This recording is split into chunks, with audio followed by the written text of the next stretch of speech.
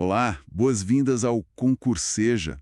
Hoje a gente vai, desvendar um tema super importante do direito civil, né? É sobre quando uma pessoa ou até uma empresa, olha só, começa a ter direitos, deveres perante a lei. Vamos falar do início da personalidade jurídica. Isso mesmo. Oi, pessoal. É um prazer estar aqui. E esse tema, personalidade jurídica, é a base de tudo, né? É basicamente a aptidão para ter direitos e também para ter obrigações.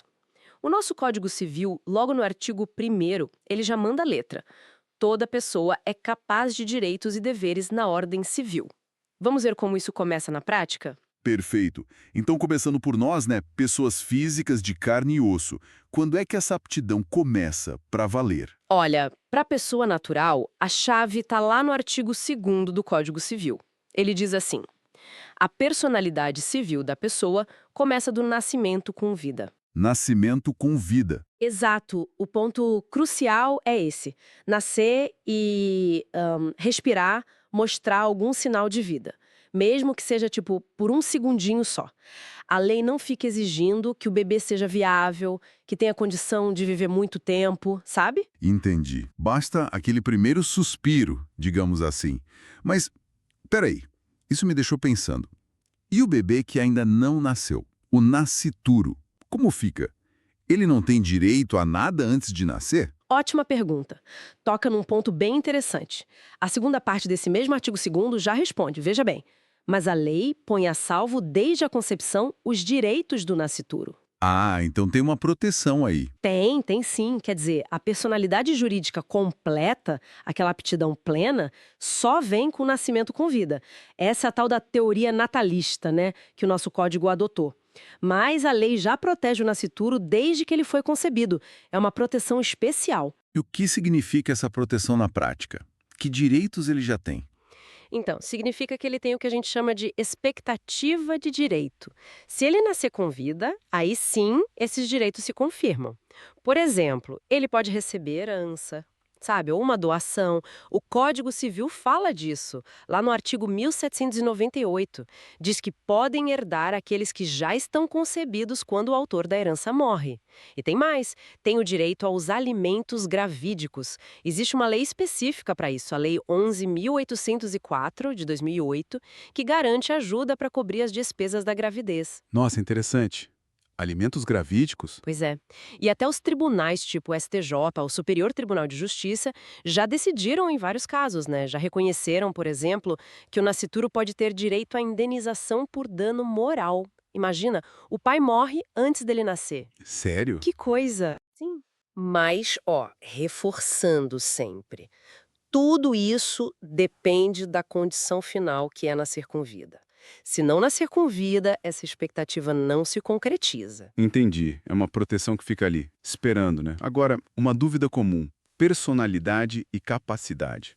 São a mesma coisa? Muita gente confunde. Não são, não. E é super importante não confundir. Pensa assim: personalidade é ter a chance de ter direitos, a aptidão.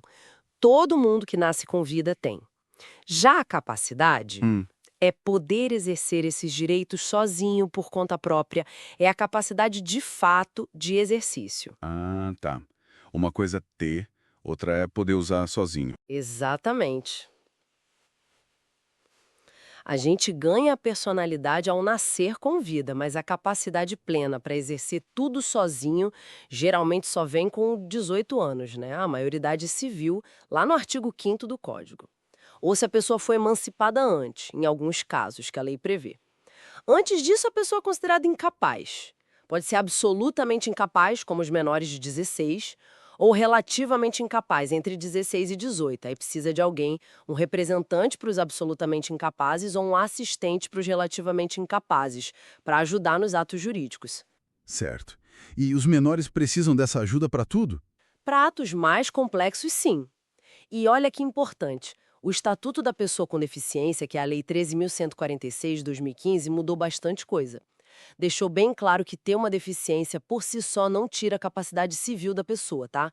A pessoa com deficiência é plenamente capaz para a maioria dos atos da vida civil. Muito bom esclarecer isso. Bom, e saindo um pouco das pessoas físicas e as pessoas jurídicas, tipo uma empresa, uma associação, uma fundação, quando elas ganham vida para o direito? Para essas, as pessoas jurídicas de direito privado, que são as empresas, associações, fundações particulares e tal, o começo é diferente.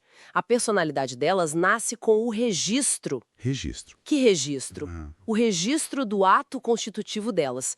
Pode ser o contrato social, no caso de uma sociedade, ou o estatuto, para uma associação ou fundação. Esse documento tem que ser inscrito no órgão certo, geralmente a junta comercial, se for uma empresa, né? Ou o cartório de registro civil de pessoas jurídicas, para associações, fundações. Isso está lá nos artigos 45 e 985 do Código Civil. Sem esse registro, a entidade até pode existir de fato, mas não tem personalidade jurídica própria, separada dos seus sócios ou membros. entendi. O registro é tipo a certidão de nascimento da pessoa jurídica privada. É uma boa analogia, sim. E para as pessoas jurídicas de direito público? União, estados, municípios, autarquias. Ah, Para essas é diferente. A personalidade delas começa com a lei que as cria, ou que autoriza a criação delas. Não depende desse registro em cartório ou junta. A própria lei já dá a personalidade. faz sentido, é o poder público criando. E essas pessoas jurídicas, elas podem ter direitos como nós?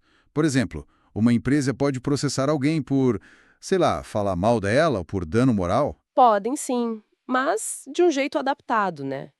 Claro que uma empresa não tem direito à vida ou integridade física como a gente, mas o direito protege outros valores importantes para ela, como a honra objetiva, que é a reputação dela no mercado, sabe? Como os outros a veem.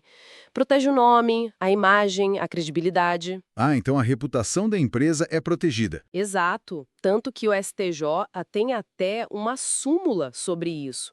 Súmula é um resumo de um entendimento já firme do tribunal, né? A súmula 227 diz exatamente isso. A pessoa jurídica pode sofrer dano moral. Então, sim, se a imagem de uma empresa for prejudicada injustamente, ela pode buscar reparação na justiça. Nossa, ficou tudo muito mais claro agora. Então, só para recapitular rapidinho. Para a gente, pessoa natural, a personalidade jurídica começa com o nascimento com vida. Mas mesmo antes, o nascituro já tem uma proteção especial para os seus direitos, desde a concepção, só esperando o nascimento para confirmar, certo? Perfeito, é isso aí. E para as pessoas jurídicas de direito privado, tipo empresas e associações, o pontapé inicial é o registro do ato constitutivo no órgão competente. Exatamente. Junta comercial ou cartório, geralmente. Entender esses momentos, esses inícios, é fundamental, porque é isso que define quem pode ter bens, quem pode assinar um contrato, quem pode processar e ser processado, quem responde pelas dívidas. É a chave para entrar no mundo jurídico, né? É a porta de entrada, com certeza. E olha, para quem está ouvindo a gente, fica até uma provocação, né? Uma reflexão. Com tanta tecnologia avançando, inteligência artificial, será que um dia a gente vai ter novas pessoas reconhecidas pelo direito, com personalidade jurídica própria? Fica aí para a gente pensar. Bom, esperamos que essa nossa conversa sobre o início da personalidade jurídica tenha ajudado a clarear as ideias. Continue aqui com a gente no Concurseja, acompanhe as próximas aulas e dê uma olhada nos outros cursos que temos disponíveis aqui no canal. Muito obrigado pela companhia e até a próxima. Até a próxima, pessoal. Foi um prazer.